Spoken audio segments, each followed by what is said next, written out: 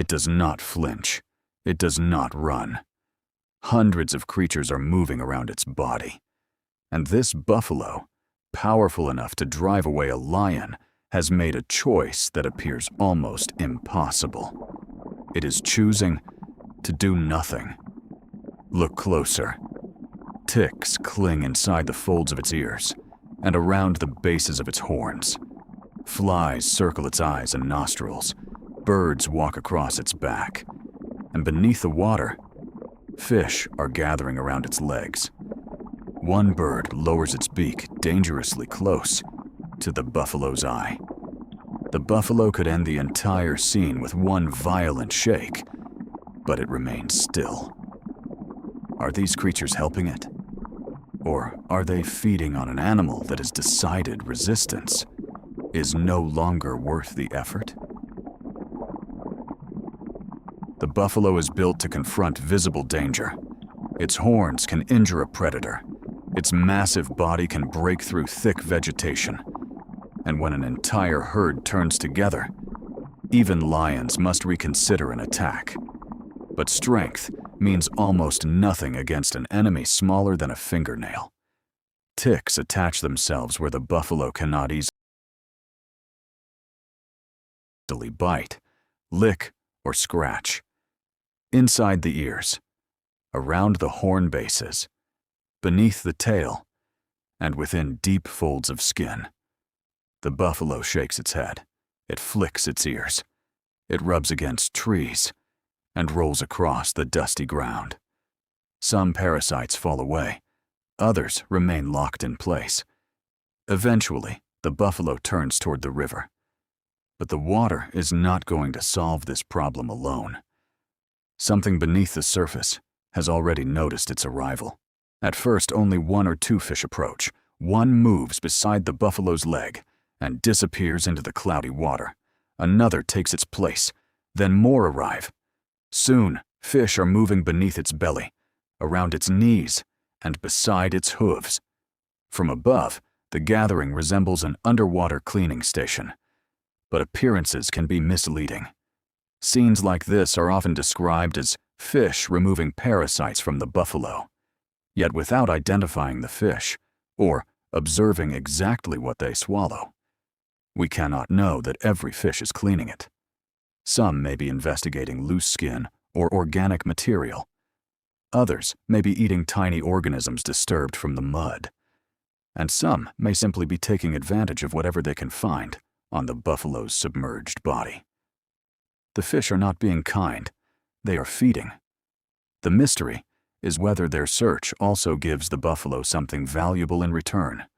Whatever they are taking, the fish can investigate only what lies beneath the surface. The buffalo's neck, ears, eyes, and horn bases remain exposed. That is when an oxpecker arrives. Its claws grip the hide. It checks the folds of the neck, then the base of a horn. Finally, it pushes its beak directly into the buffalo's ear. Another bird lands, then another. Below the surface, fish move around the buffalo's submerged body. Above it, birds search the places where ticks and other edible material may be hidden. The fish and birds are not working together. They have not divided the buffalo into assigned territories. Each is simply following food. Yet from a distance, the entire scene appears organized. One enormous animal has become a feeding ground above the water, and below it, its body has become a moving ecosystem. Oxpeckers are famous for eating ticks. That sounds like a perfect partnership. The bird receives a meal.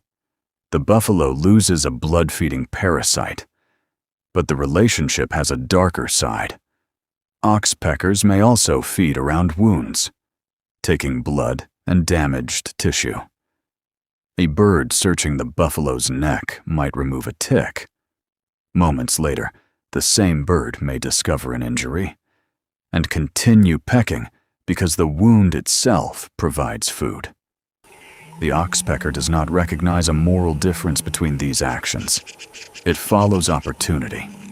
That means the same bird can behave like a cleaner in one moment, and an exploiter in the next.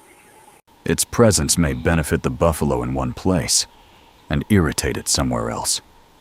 Research therefore describes this relationship as more complicated than a simple friendship. Some evidence supports an overall mutual benefit, but individual interactions can shift depending on tick numbers, available wounds, and the behavior of both animals. So why does the buffalo continue allowing the bird to remain? Because tolerance is not the same as trust. Watch the buffalo's skin closely. A bird probes. The buffalo permits it. The beak moves deeper. The skin twitches. The bird changes position. If the contact becomes too irritating, the buffalo can shake its head, flick its skin, or move away. There is no permanent agreement between them. The relationship is renegotiated with every movement. The oxpecker must remain useful, or at least tolerable, often enough to stay. And the buffalo must constantly decide whether removing it would cost more energy than allowing it to continue. The stillness is not complete surrender. It may be part of the buffalo's control. The birds may offer something beyond parasite removal. Oxpeckers can react suddenly when they detect danger. A sharp call, a rapid movement, several birds lifting their heads at once. For the large animal beneath them, those reactions may provide additional information about something approaching. Experiments have shown that giraffes can increase their vigilance after hearing oxpecker alarm calls. Research involving black rhinos has also suggested that oxpeckers may improve their ability to detect approaching humans. Scientists have not established the same response specifically for buffalo, so it should be treated as a possibility rather than a certainty. The bird does not replace the buffalo's senses, but another pair of eyes positioned above its back may still be useful. The same oxpecker capable of feeding beside a wound may also be the first creature to react to movement in the grass. By now, the buffalo appears calmer, its movements slow, its eyes may partly close. That does not prove it is enjoying the contact.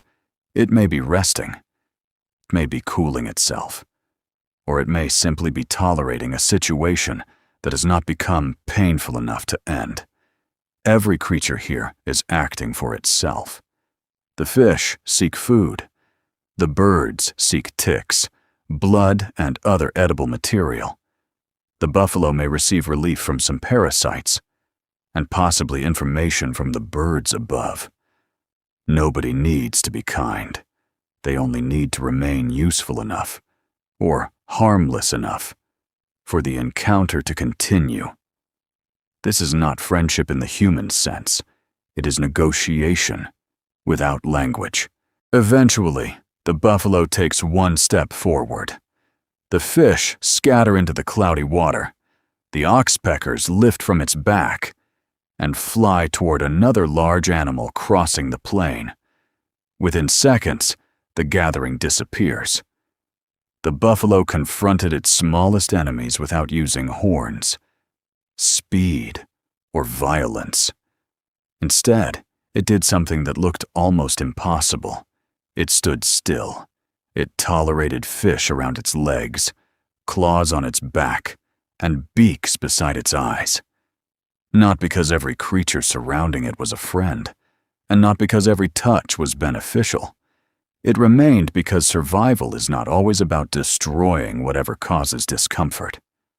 Sometimes, it depends on recognizing which discomforts must be fought, and which are cheaper to allow. Was that trust? Or had a lifetime of experience simply taught the buffalo when resistance would accomplish less than stillness? We cannot know exactly what happens inside that decision, and that is exactly why we keep looking. This is Wild Mind Files.